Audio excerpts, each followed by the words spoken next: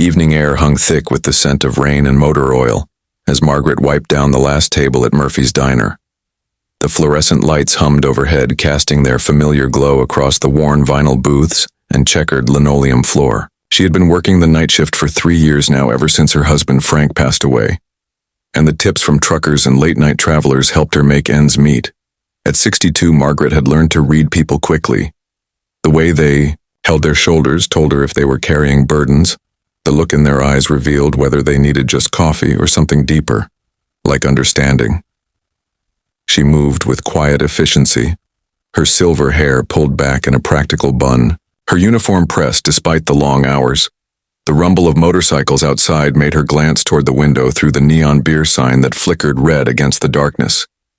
A group of leather-clad riders was pulling into the parking lot, their engines growling like distant thunder. Margaret felt her chest tighten slightly.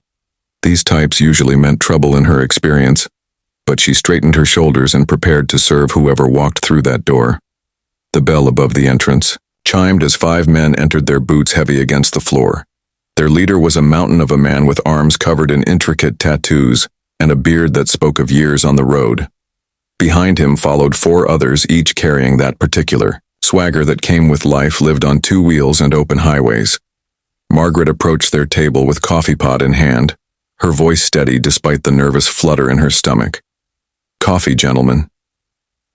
The big man looked up at her, and for a moment, she saw something unexpected in his eyes, a softness that didn't match his intimidating exterior. "Yes, ma'am, that would be fine." His voice was surprisingly gentle.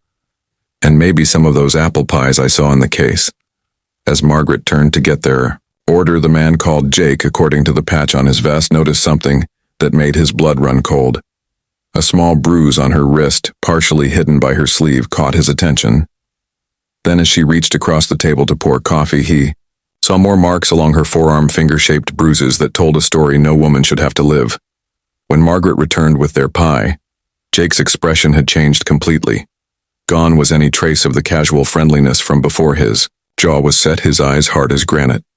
"Ma'am," he said quietly, "could I have a word with you?" Margaret felt her heart begin to race, thinking she had somehow offended these men or broken some unspoken rule. "Is something wrong with the pie?" "No, ma'am, the pie's fine." Jake's voice was careful, controlled. "It's just that I couldn't help but notice."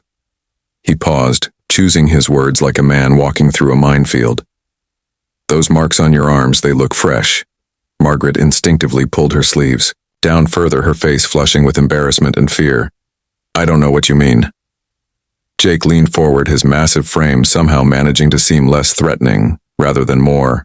"My name is Jake, and I've been riding these roads for 25 years. I've seen a lot of things, some I wish I could forget."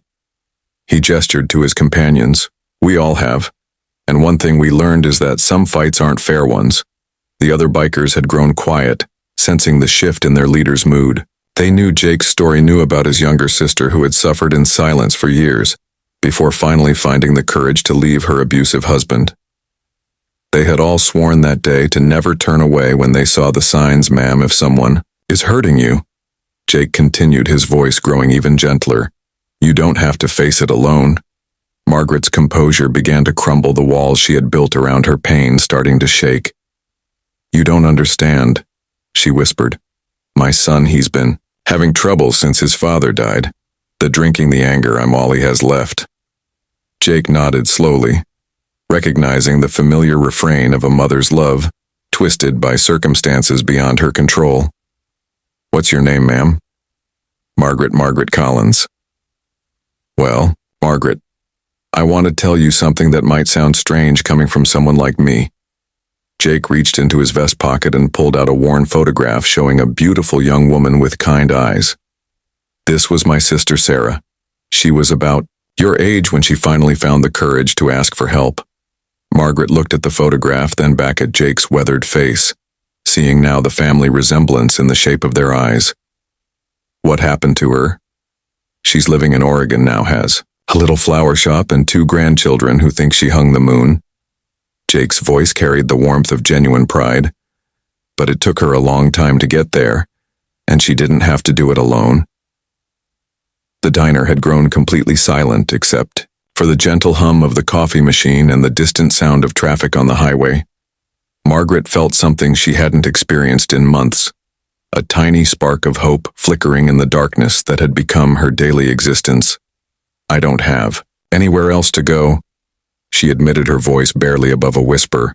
"This job barely pays enough for my little apartment, and if I call the police, Tommy might—" "Ma'am," Jake interrupted gently. "No one should have to live in fear, especially not from family." He looked around at his companions, who nodded in understanding. "We've been through some things ourselves, learned some hard lessons about family and what that word really means." One of the other bikers, a smaller man with graying temples, spoke up. "My daughter went through something similar." His voice carried the weight of painful memories. "The hardest part was convincing her that love shouldn't leave. Bruises shouldn't make you afraid to come home." Margaret began to cry, then not. The desperate sobs of despair, but something different. The release that comes when someone finally sees your pain and doesn't turn away. "I used to have dreams," she said through her tears. "Small ones, like maybe taking a photography class or visiting my sister in Colorado." Jake reached across the table and gently placed his massive hand over her smaller one. "Dreams don't have expiration dates, Margaret." His words carried the wisdom of someone who had learned to find hope in unexpected places. And sometimes the road to those dreams starts with a single conversation in a diner at midnight. What happened next would be talked about in Murphy's diner for years to come. Jake stood up slowly, his presence commanding attention from everyone. In the establishment, without a word, he walked to the door, flipped the sign to closed, and returned to Margaret's table. "Here's what we're going to do," Jake said, his voice carrying the authority of a man accustomed to making difficult decisions. "My friend Eddie here," he gestured to one of his companions, "runs a women's shelter 2 towns over. Safe place. Good people who understand these situations." Eddie nodded, speaking with quiet confidence. "We've helped a lot of folks get back on their feet, Margaret. It's not charity, it's community." "But my job," Margaret protested. "I can't just leave." Jake smiled for the first time that evening, transforming his intimidating features into something almost paternal. "Margaret, I've been in business for 30 years, started with one motorcycle repair shop, now I have 5 across 3 states. He paused, letting that sink in. "I could use someone with your work ethic, someone who knows how to treat people right to manage my newest location." Margaret stared at him in disbelief. "You don't even know me." "I know enough," Jake replied. "I know you've been working this shift alone for 3 years, never missed a night. According to the schedule on that wall, I know you remember how everyone likes their coffee and you ask about their families. I know you've been holding yourself together through something that would break a lot of people." The other bikers began sharing their own stories. Then each had faced their own struggles with addiction, loss, family trauma. They spoke of second chances and the unexpected kindness of strangers who became family. They talked about learning that strength sometimes looked like asking for help. As the night wore on, Margaret felt something shifting inside her chest. The tight knot of fear and resignation that had lived there for so long began to loosen. She thought about her late husband, Frank, and how he used to say that angels sometimes wore leather jackets and rode motorcycles. "What about Tommy?" she asked, finally voicing her deepest fear.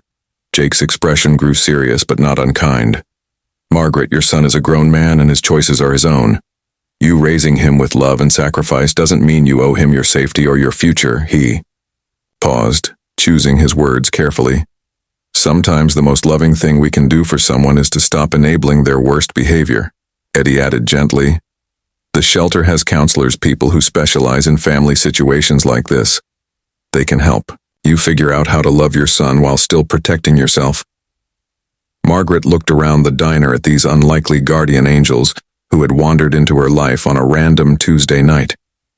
She thought about all the times she had served coffee to strangers, never knowing their stories, their struggles, their capacity for unexpected kindness. "I have a photograph album in my apartment," she said quietly. "Pictures of Frank and me from when we were young, traveling across the country in an old Buick." Her voice grew stronger. "I haven't looked at it in years, couldn't bear to remember what happiness felt like." Jake smiled again. Well, Margaret, sounds like it's time to start making some new memories. What followed was not a dramatic rescue scene, but something far more powerful. The quiet mobilization of people who had learned to recognize pain and respond with practical love. Eddie made phone calls to the shelter, arranging immediate place me.